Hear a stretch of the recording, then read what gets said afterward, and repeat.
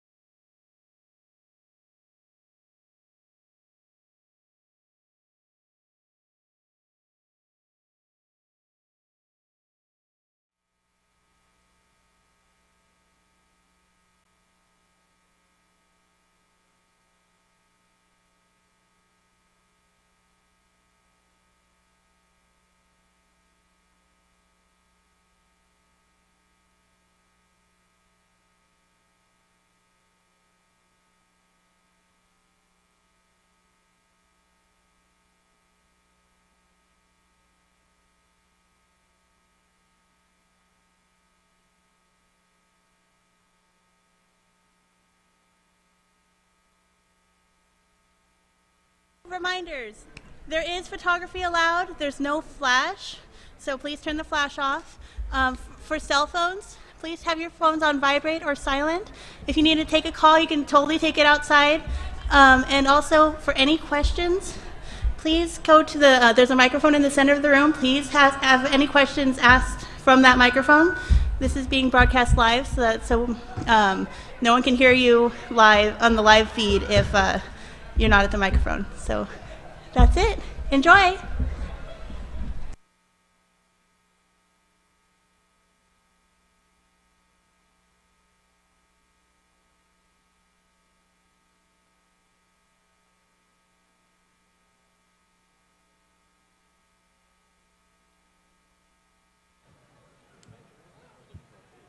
Okay. Can everybody hear me now? So? All right. Hi there. My name is Paul Constant. I'm the books editor at The Stranger. Before we get started, I want to thank Emerald City Comic Con for hosting this event, and I especially want to thank you for coming to this panel. We know there are hundreds of other places you could be at the Comic Con, so we really appreciate you taking your time out of your schedules to come to this event.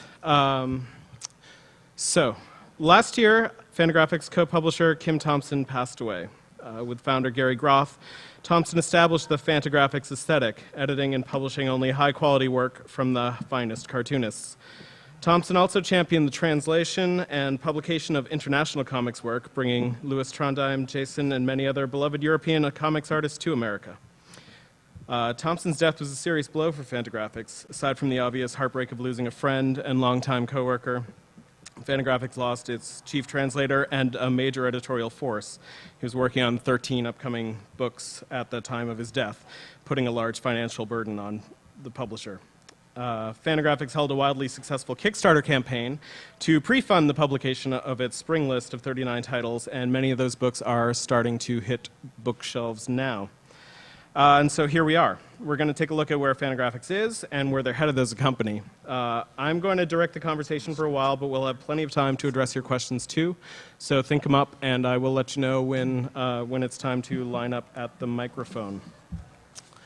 And now let's meet the panel. Stretch over here. Meet the panel. Do you want to put it over here? Gary Groth is the president, publisher, and co-founder of Fantagraphics. Eric Reynolds is the associate publisher of Fantagraphics and has worked for the company since 1993. Kristy Valenti is an editor for Fantagraphics who's been with the company since 2003. Recently, she's edited and contributed to the Comics Journal. And Trina Robbins, Pretty in Ink, North American Women Cartoonists, 1896 to 2013.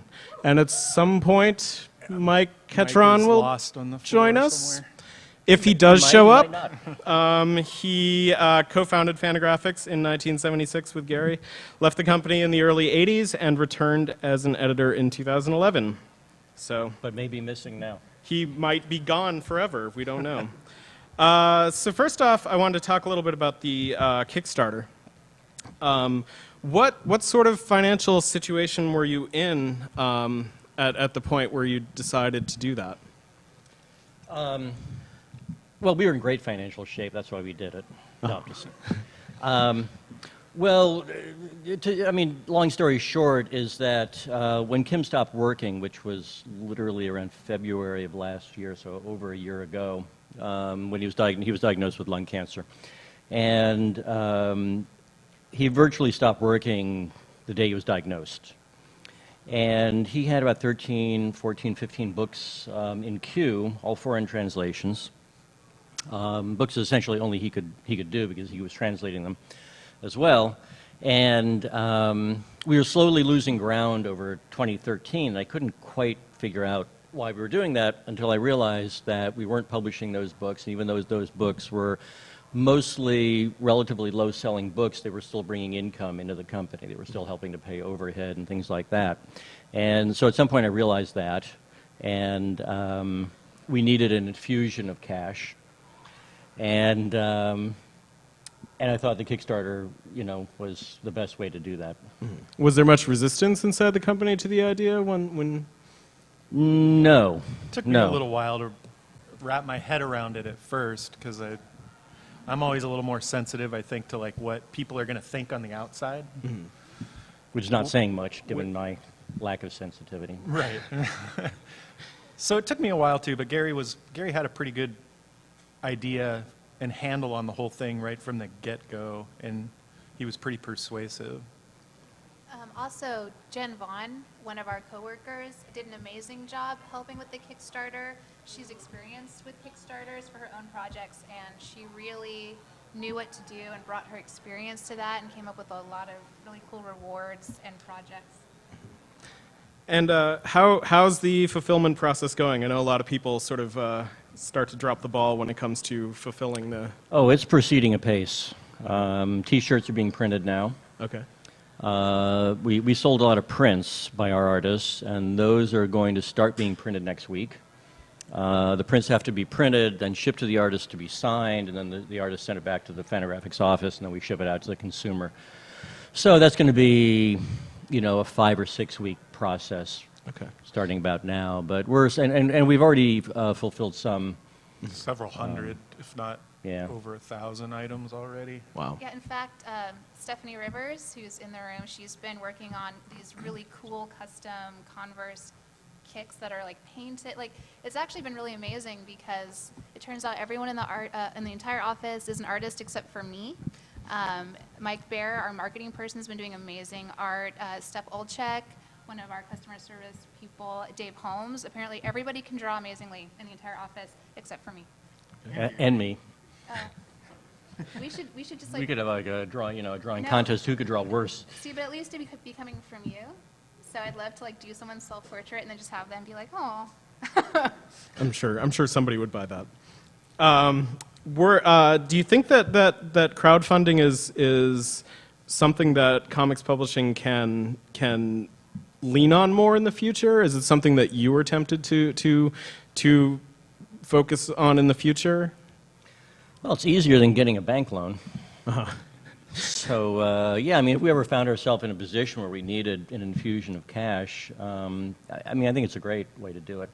And you're giving the readers something for their money. It's not like you're just asking for, give us money, which, I wouldn't object to necessarily, but we are giving value for money, as, most people who engage in Kickstarters or Indiegogo and, any of those crowdsourcing places do. So, but it's a way to do it, almost instantaneously. I think we did it over 30 days. Yeah. And, if we just had a sale or something like that, that wouldn't have happened. Right. So it, in effect, creates an event. Okay. And it works. Yeah, one of the things that I didn't I didn't quite foresee with the effects of the Kickstarter were just how effective it was at promoting the individual books that were in that season. It really, like, you know, generated some attention towards those books in a way that doesn't usually happen until a little closer to publication date. So that was actually kind of a cool thing about it. And I think we did a really great job of coming up with creative premiums that you know, made it worthwhile, which is, I think, a huge part of it. I mean, I think once it started, we realized that we are in effect promoting our books and our authors by doing that as well. So that was a nice side benefit. So getting a little bit into the process of publication, I tend to categorize your titles into a few different categories. There's the reprints and the histories, the translations, the new work by the artists you've been working with for years, and the work by new artists. Do you ever feel institutionally that you're leaning too hard into one category of books, like too many reprints, and then that you have to correct your course? Is there sort of a grand plan to the timing of how you release things, or is it when they're ready? We try to balance it out every season. Yeah. Yeah. You know, you have to understand that our mandate, really from the beginning, was to publish good cartooning. And I think originally, Kim and I didn't really make a distinction between, like, the Hernandez brothers and Hal Foster. It was all good cartooning to us. And we didn't realize 30, 35 years ago that each of these categories, and we categorized them the same way you just did in-house, but each of these categories has their own sort of separate audience. But they all fit into the single category of great, masterful cartooning.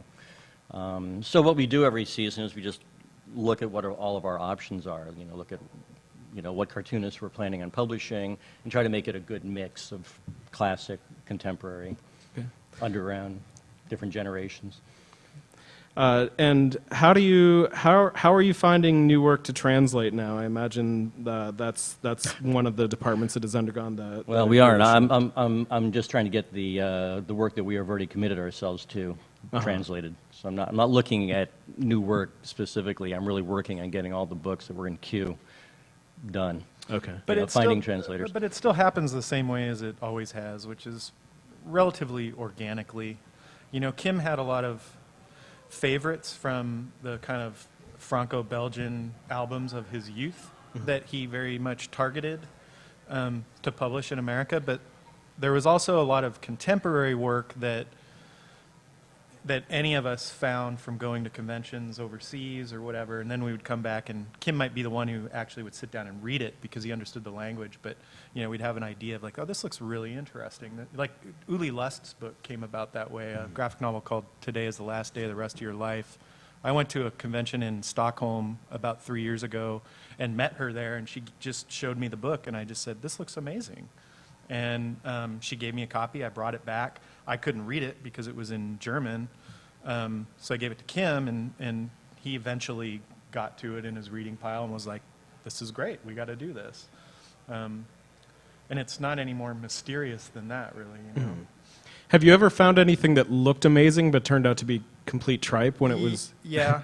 There's a lot. I mean, actually, that's, I think, trickier with a lot of the European stuff because a lot of the kind of French albums, for example, they all look beautiful. You know, there's a really high quality level of craft involved with all of these in a way that I don't think there is with the traditional Marvel and DC kind of mainstream comics. And so they all look pretty, but then you read it and you find out it's just some, you know, kind of dopey, you know, fantasy serial or something like that. Okay. And then on the reprint side, your new EC Comics reprints, for example, are gorgeous. There have been so many EC Comics reprints over the years. What convinced you that these were comics that you could sell, that you could make a space for? Well, when I pitched the idea of reprinting the EC books to the EC rights holders, my idea was to repackage all of the books by artist. They've only, and maybe I should mention, just for the benefit of those who don't know, EC Comics was a line of comics that were published in the early to mid 1950s, and are generally considered to be the most consistently highest quality mainstream comics ever published. They published genres such as science fiction, horror, war, suspense, and they included some of the best comic artists in the history of the medium. But they've always only ever been published as facsimile editions of the comics. So it would be by comic titles. So you would have collections of Crypt of Terror or Weird Science Fantasy, or just specific titles. So my idea was to collect them by artist. So we have a Johnny Craig volume, we have a Harvey Kurtzman volume, we have a Wally Wood volume, Jack Davis, and so on. And I thought it would be a new way of packaging these and trying to reach outside of the traditional EC Comics fan. So we would distribute these in bookstores. We're actually bringing them up by genre. So Wally Wood, for example, could have a science fiction comic. Jack Davis will have a horror comic. Most of the artists specialize in a specific genre, although, I mean, they would cross genres. So you'd have 2 volumes. Harvey Kurtzman will have a science fiction book as well as a war book. So I thought it was a new way of introducing EC Comics to people, younger people who may not be aware of them. And doing it by artist and genre, I thought, provided a certain sort of market angle by which we could sell them. Well, they are gorgeous, and I mean, I'd bought plenty of... Yeah, Jacob Covey initiated the design, and he just did a fabulous job of reimagining these. So he's kind of bringing them into the 21st century. Yeah, I've bought plenty of the facsimile editions over the years, but I've never seen them in black and white, which was really striking. In the fall, you had the first of 2 new travel books by Lucy Knisley, who's a cartoonist I see is being clearly of a different generation than the artists we think of as being part of the Fantagraphics stable, like Jim Woodring and the Hernandez brothers. Knisley is someone who I've watched come up from sort of the little leagues of webcomics to being published by major publishers before being recruited by Fantagraphics. Do you have a specific approach to finding younger artists? Are you more likely to prefer someone who you discover, or do you like to find people who've been published by other publishers? Well, we really don't look to other publishers to find artists. Usually comics is a small community, and when an artist of some, significant stature arises, you're aware of it. You see them at conventions, you see the work coming out, you might see them on the internet. Sorry to interrupt, but the biggest advocate of cartoonists are cartoonists. Like, every show, a cartoonist will run up to you and be like, have you seen this cartoonist work? So Yeah. The grapevine. But we publish a lot of cartoonists now in their 20s and 30s. Simon Hanselman. We have a new book by Eleanor Davis coming out. That I literally sent to the printer yesterday. An Age of License by Lucy Knisley, actually that was submitted to us.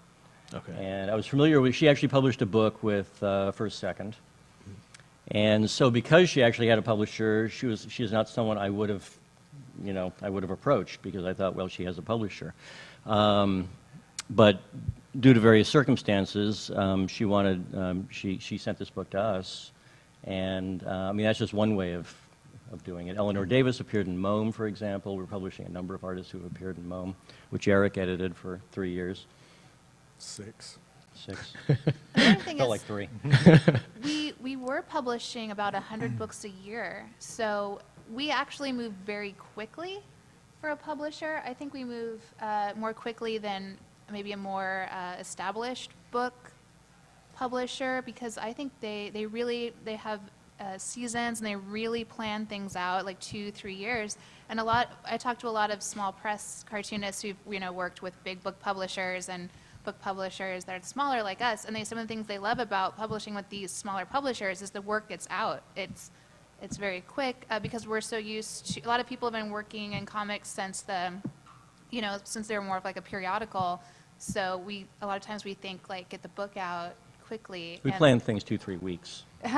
Well, I'm just saying, like, there's an appeal to like a more immediate publishing, I think, for a lot of cartoonists.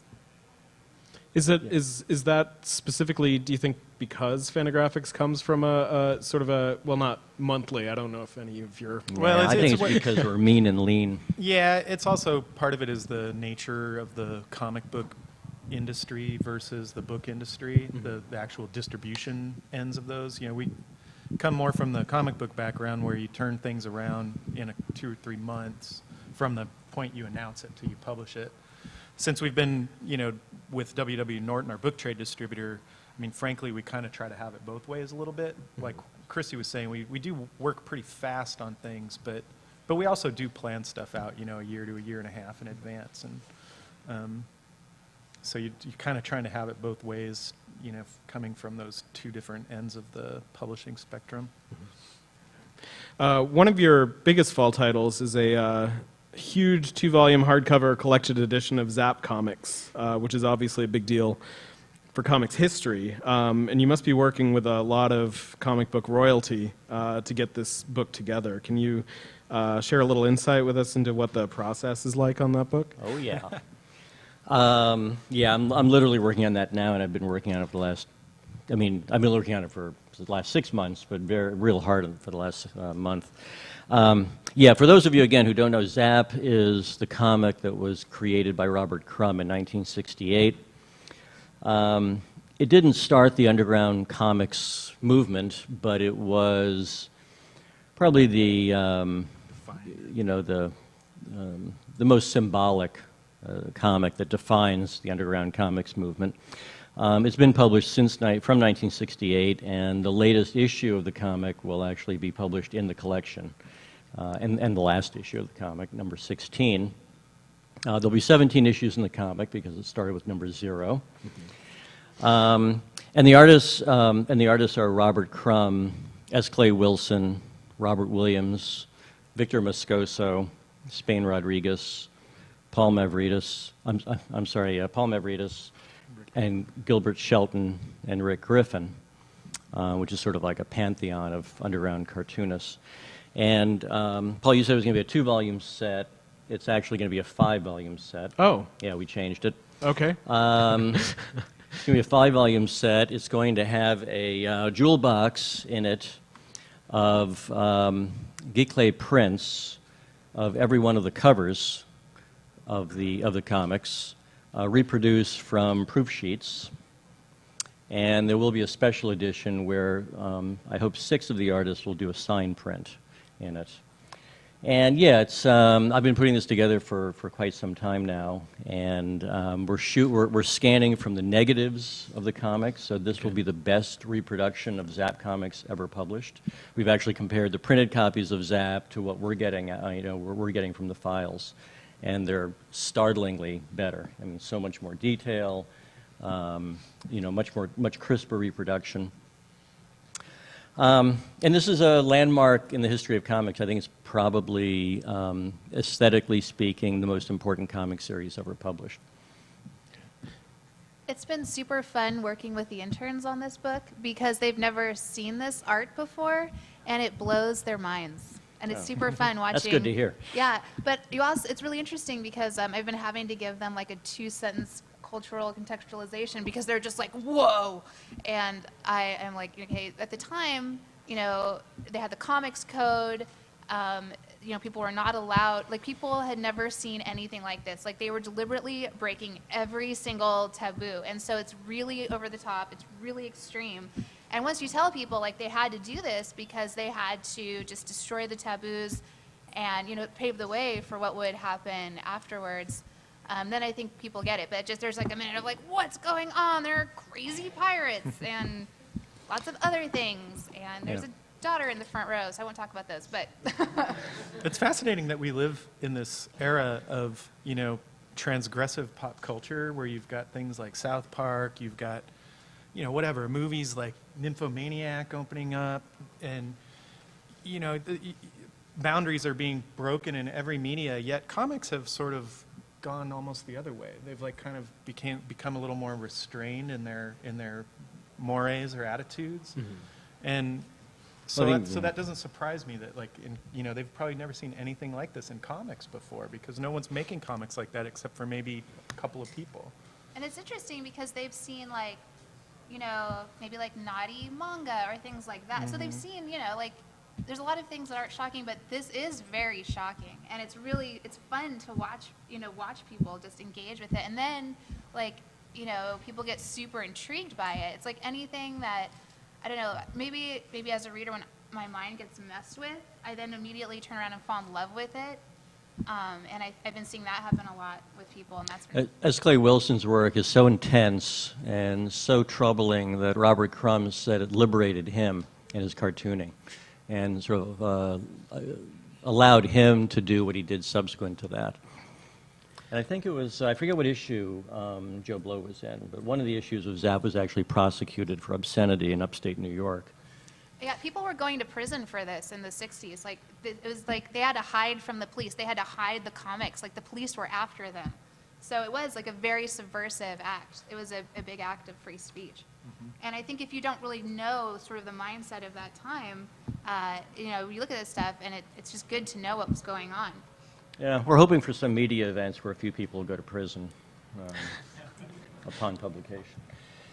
So you have all these you know, big personalities from the 60s and the 70s, and I assume they own the rights to their work. All the artists own their own rights. Right? Yeah. So did you have to, you know, chase anybody down in any like ayahuasca fields in the mountains of Chile or something? Well, you know, the contract.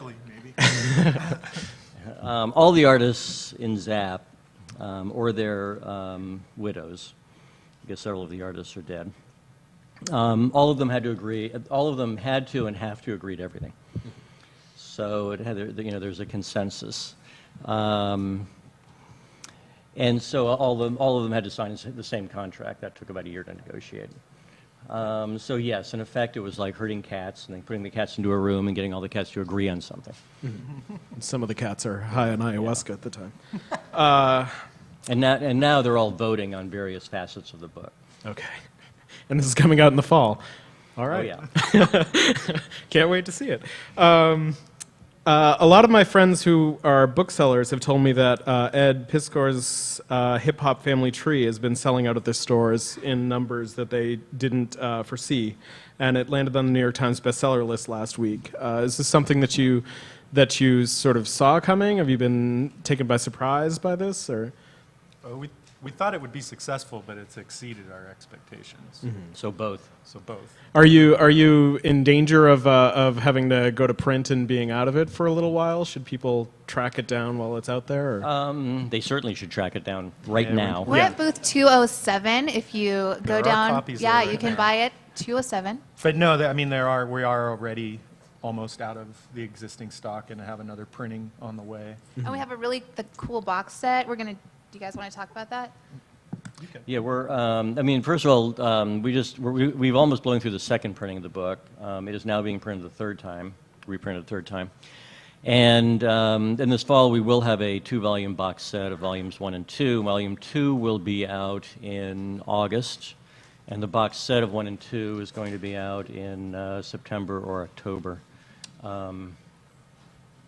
Should also mention on the first Saturday of May is Free Comic Book Day, and we're doing a Hip Hop Family Tree comic book that has some new material that's not in either book, and also selections from each of the first 2 books. So that's a great way to sort of scratch that itch if you aren't able to get a copy right now. I had a slideshow prepared that we had some technical difficulties, but I had it on there. But we're doing that and a Don Rosa. Plug it in if we have no slideshow. Yeah, we can plug it in. Maybe we can just scroll through it really quickly. The hip hop box set, by the way, will include a special comic insert that Ed did just specifically for the box set. It's this terrifying comic that's an homage to Image Comics of the 90s that has a hip hop theme. Well, and it's specifically an homage. It's about Rob Liefeld's. In the mid-90s, Spike Lee directed a Levi's jeans commercial starring Rob Liefeld that some of you people my age might remember. And it's sort of... but mercifully won't. It's for Buttonfly Levi's. Yeah, that's right. That is what it's So for. it's sort of like the point where, you know, like this epic point where hip-hop and comic book culture sort of crossed over. And apparently it led to Rob Liefeld meeting Eazy-E and having some meetings about collaborating on some stuff that I don't think ever quite materialized. But so it's just, there's a lot of weird little interesting trivia about it.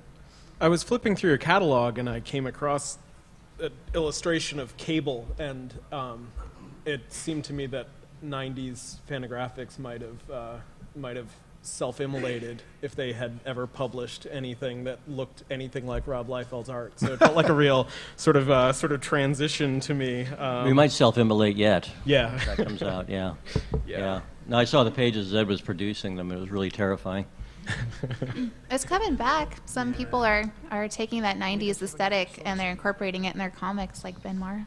Yeah. Yeah, and the Free Comic Book Day issue, which I've seen, has a cover that is takeoff on Marvel Comics anniversary covers from like 1989, something like that. Yeah. It's just it's kind of mind blowing to see Fantagraphics putting that out. I thought so too. How has digital comics done for Fantagraphics so far? Is that something you're willing to talk about? It's doing well, and it's growing. We only started getting our books on, as ebooks and available digitally about a year and a half ago or so. And we put more titles on every month, and it's growing. I mean, it started off slow, and it's been growing every month. And do you foresee a time when you might go the Image Comics route and sell them as DRM-free books through your own site, or is that something that you know what? I can't say I've even thought about that. I mean, I see a time when we could sell some books digitally and other books in print. I mean, if we publish a book in print, we're obviously probably going to do it simultaneously digitally. But I also see a time when we might just do some digital comics, books that might not sell well enough to warrant print. I haven't confirmed this because I haven't talked to all the guys about it, but I think we're going to make available all of the individual Zap issues digitally for people who can't afford the gigantic box set. And just want to read the comics, they can buy the digital versions. Okay. I mean, to answer your specific question, I would love to get to that point. And quite honestly, it was more of a path of least resistance to not go that way out of the gate. Sure. And since we've only really been actively trying to sell digital comics for, like Gary said, about a year and a half, it just sort of took us that long just to get started and get going. With Comixology and a few other suppliers that, the sort of back end stuff that involved with us selling our own DRM free, we just haven't gone there yet. But I'd like to. One of the very first times I read about e-comics was an issue of Comics Journal that was specifically devoted to webcomics, and it was just so exciting. And I wasn't even on the internet that much at that point. I didn't even have an email address until 2000, so I sort of got on board late. But it was really thrilling, and there was stuff that couldn't be printed, in its form. It was intended to be digital. Is that something that you've ever considered? Getting into, is books that can't be published as books that exist primarily as webcomics? Well, I mean, it's something I've thought about, but I haven't actually acted on. I mean, one thing I want to do, I mean, I talked about this briefly with Eric literally a few weeks ago, is I'm interested in publishing some books that would have very low print runs. They'd be sort of customized books with print runs between 1 and 500 copies, which you can't do on a mass basis. A minimum print run for a book that you sell in a bookstore is maybe 2,000 copies. It's economically unfeasible to do anything shorter than that.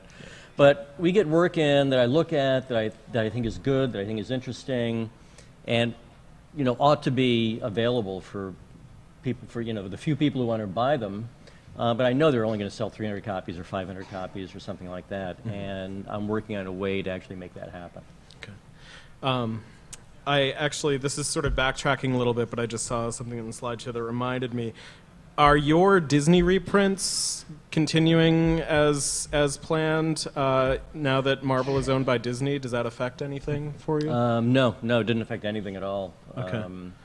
We're continuing to publish the Disney books. In fact, you probably know that we just signed up the Don Rosa, Donald Duck, and Uncle Scrooge series. Don's here at the convention, by the way. And the first volume of that's going to be out in about 2 to 3 months. So we're actually publishing more Disney material than ever. Don Rosa is a JJ08. I answered that question a lot yesterday, so I'm prepared. It's beautiful stuff. The Free Comic Book Day issue this year is one of his, and it's an You saw amazing story. I loved. Yeah, it was just mind blowing. Isn't the coloring amazing? We're recoloring all of Don Rosa's work to accord with his wishes. And he told me it was the first time that any publisher, he's been published in the United States, he's been published all over Europe and Scandinavian countries, and it's the first time when the coloring is precisely to his liking. Yeah. Okay. So over the course of Fantagraphics' life, you've gone from sort of the punk rock outsider artist to a publisher with, I think, literary credibility. Has the embrace of bookstores and traditional publishing affected you from the inside, or do you feel like you're still doing the same sort of thing?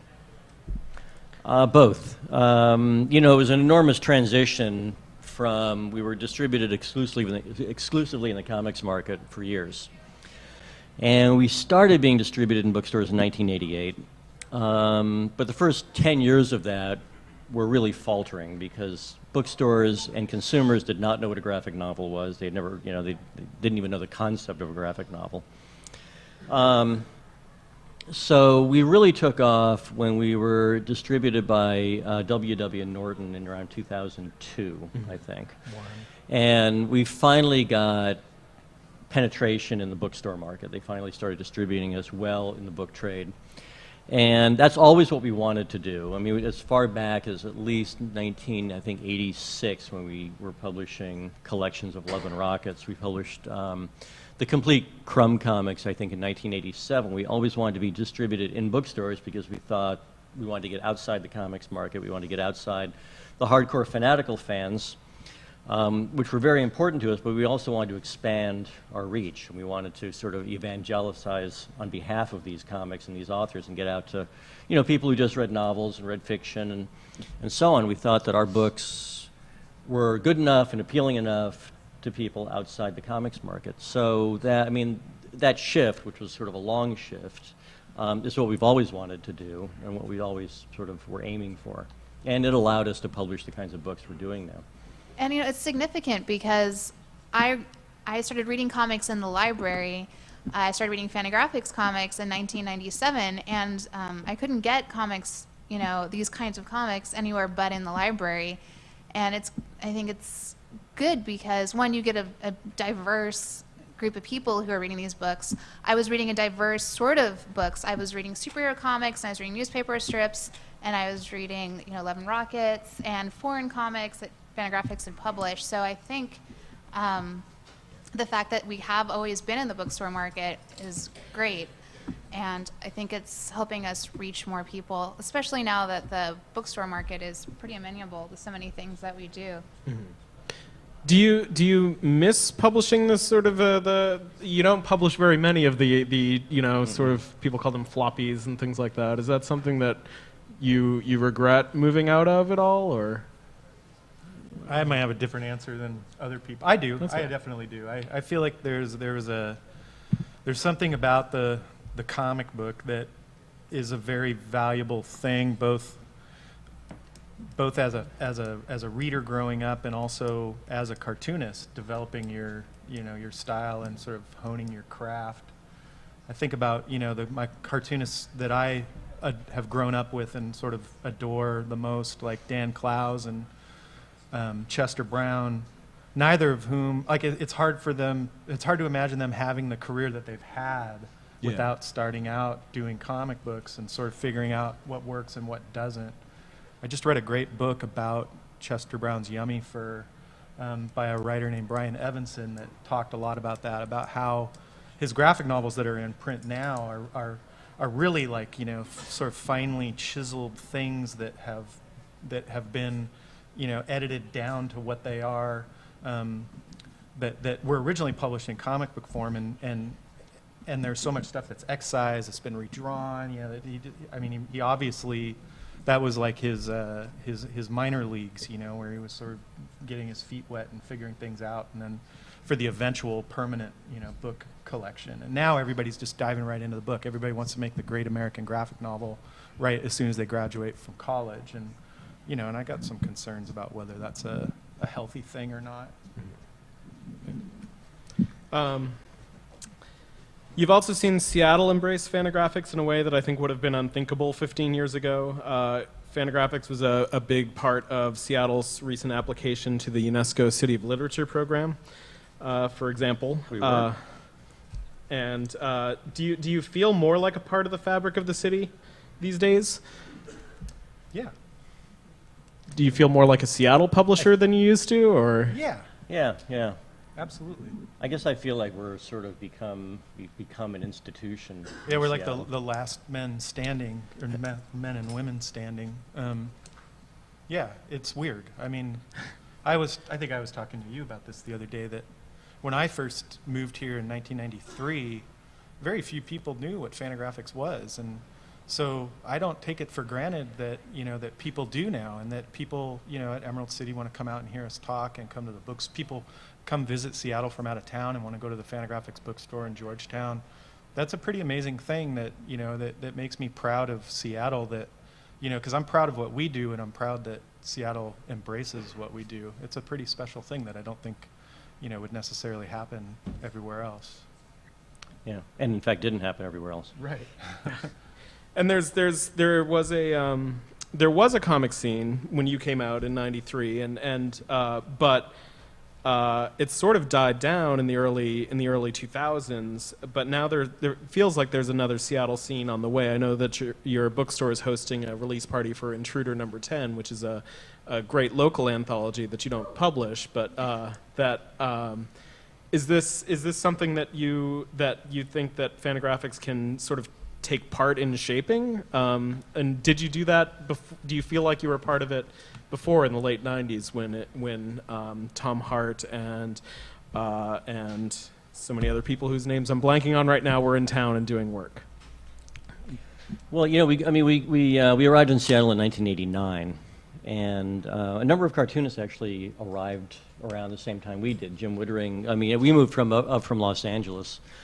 And Jim Wittering lived in Los Angeles, and Roberta Gregory lived in Los Angeles, and I think it was coincidental that they moved up within months of our moving up.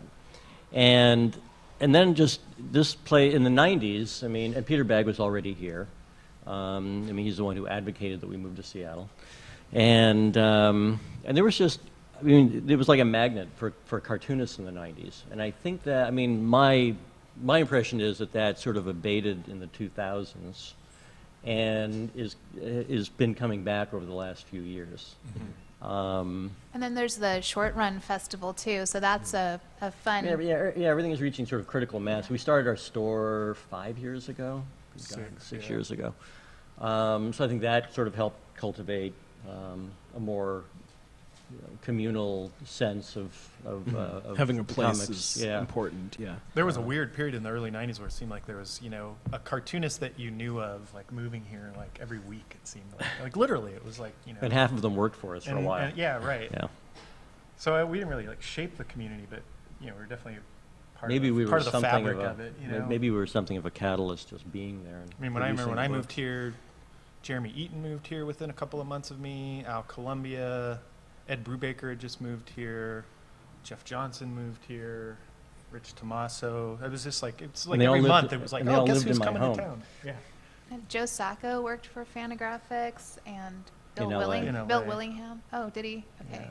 Bill Willingham was up here for a while, wasn't he? Yeah. Des Oh, yeah. Peebles?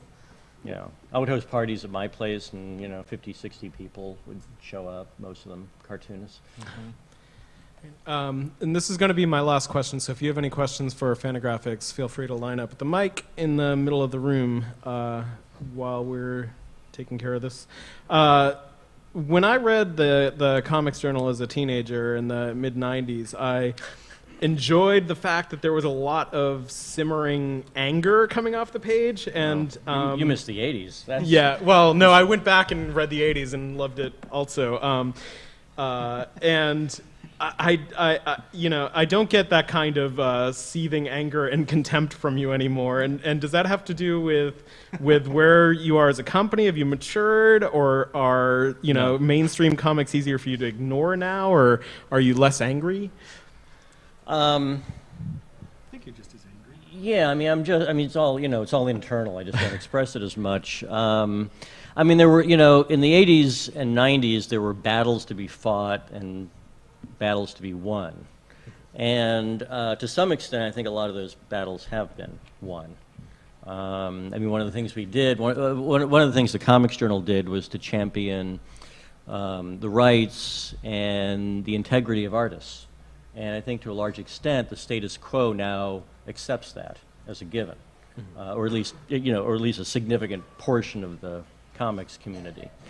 And yeah, it's a lot easier for me to ignore mainstream comics. Partly it's just age. I just don't have the time, the wherewithal, the energy, or the interest to keep track of all the depredations that are occurring in mainstream comics. I just don't have the energy for that anymore. Whereas in the in the 80s and the early 90s, I did. But I think a large part of it is that a lot of what we were fighting for has come to pass. Book publishers are now publishing cartoonists. Cartoonists are getting contracts that respect them and their rights and their autonomy as artists.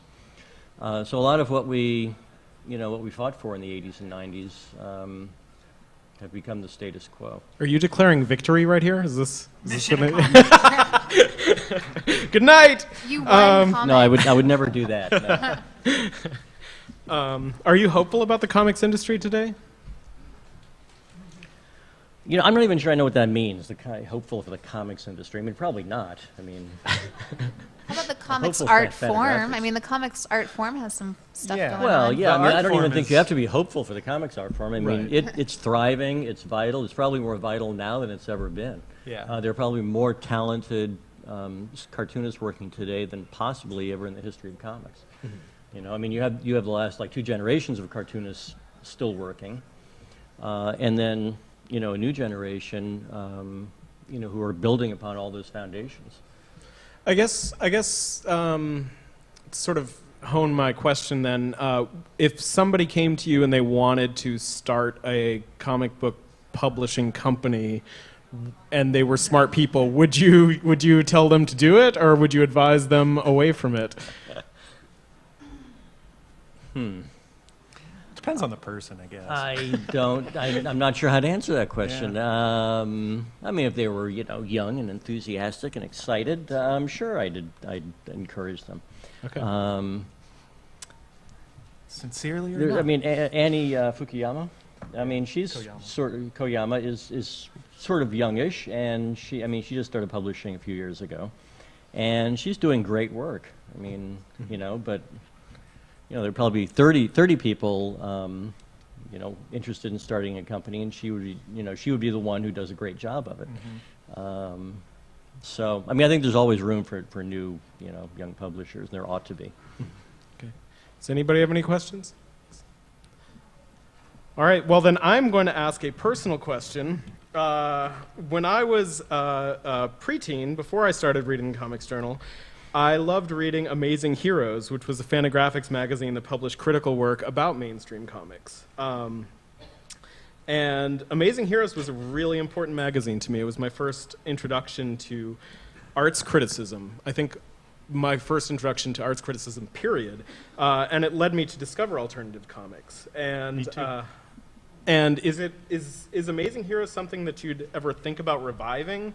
Because I think the recent explosion of couldn't. Image Comics and quality mainstream titles deserves something more and better than the comic sites that we have now. And Yeah, Amazing they're Heroes not going had to get the it from perfect us. tone. I'm sure they do deserve better than whatever they're getting, but yeah, it's unlikely they're going to get it from us. I do think TCJ.com, which is run by Dan Nadel and Tim Hodler, they've been doing a lot of fun stuff. I don't know if you follow Joe McCullough's weekly rundown, and he does everything. He does more mainstream stuff, and I enjoy reading that. That's really fun. So I feel like a TCJ.com. In the 80s and 90s, the magazine. QCJ.com is no amazing heroes. Well, no, it is not. That is completely true. But I'm just saying, I think a lot of the roles that those magazines have, have been, they're more online. They are more ephemeral. And there's an entire internet now to write about that stuff, and yeah, Amazing Heroes. I mean, it's interesting to hear you say you were influenced by that. Kim Thompson edited that, and I think we published 200 issues of it, if I remember correctly, and he edited most of them. And it was supposed to be an intelligent magazine devoted to mainstream comics, mostly mainstream comics. Although we did slip some alternative and independent stuff in there. But then, during the '90s, things just got stupider and stupider. it's true. I mean, it was supposed to be sort of an intelligent alternative to the Buyer's Guide, which was itself brain damaged. And then Wizard came along around 1993, something like that. And, I mean, it increased exponentially the stupidity factor. And so it blew the Buyer's Guide out of the water because it was, it was so meretricious and so brainless. And that's what led to the death of Amazing Heroes, because there was just no place for, a reasonably intelligent magazine. There was about that mainstream renaissance comics. in the mid-'80s, of Frank Miller and Alan Moore, and then the '90s just went south really fast, And now you're publishing a comic with Rob Liefeld right. in it. So who's laughing now? Ed Piskor is laughing. So I think that's all the time we have. I want to thank the panelists for coming out, and I want to thank thanks, you all Paul. for listening. Be sure to visit their booth, 207, after the show. Thanks. Our Thank you booth very is much. 207. Larry made sure I mentioned that. Come see us. You couldn't go back to the booth if you didn't mention it. Here, you can help yourself. Just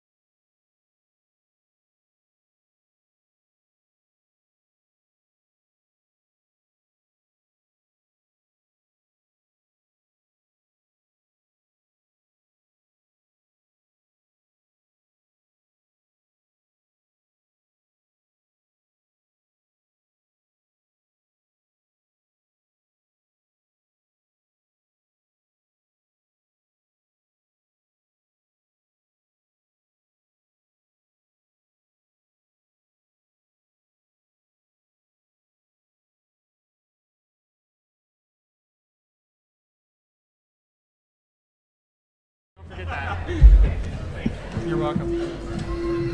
You're the perfect hunting machine. Fearless. Relentless. You've been searching for one thing your whole life. And she's down there. Check 1, 2, check. Is it nice and loud? Okay, turn it. There we go. Check 1, 2, check. Put them over there. I'm here to help you.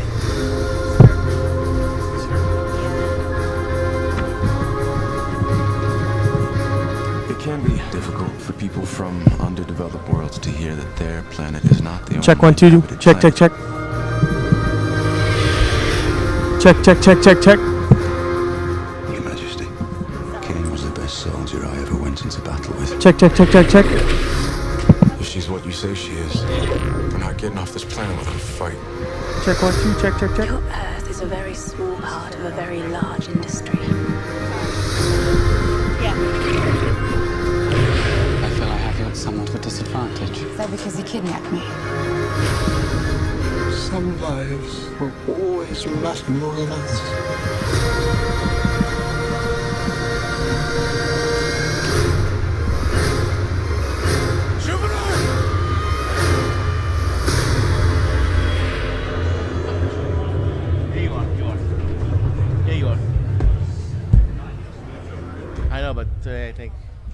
think Larry wants you on it.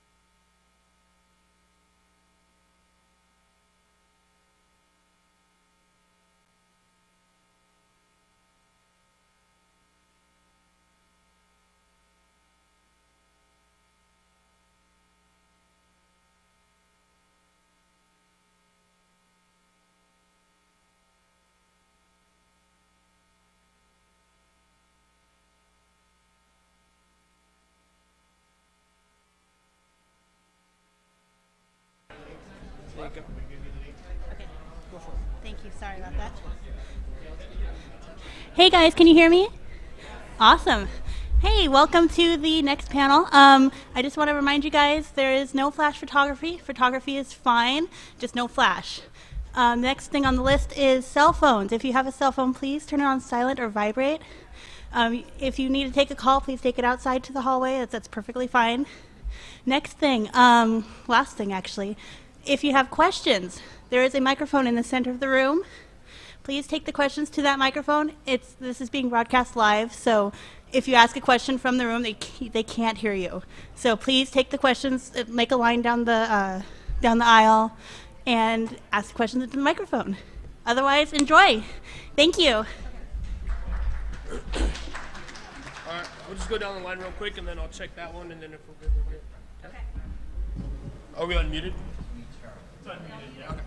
Hey, 1, 2. Hey, yeah. 1, 2. Check. Hey, 1, 2. Yeah. Hey. Are you seeing signal as well on the TriCaster? Yeah. Hey, 1, 2. Hey. Hey, 1, 2. Yeah. Hey. Hey, 1, 2. Yeah. Hey. Check. 1, 2. Hey, yeah. 1, 2. 1, 2. Hey. Hey, yeah. 1, 2. Check.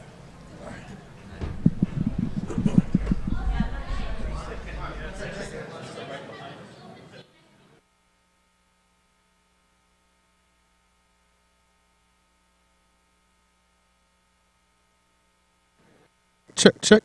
Hey. 1, 2. We good? There's a buzz. Hey, 1, 2. All right, mute it. Mute everything.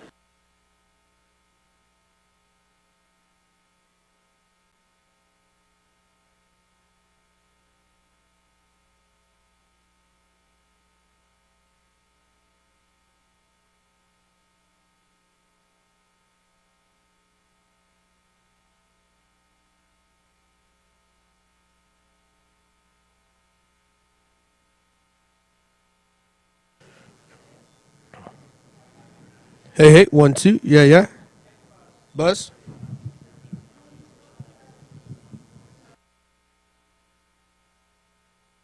Yeah, yeah. So there is a buzz?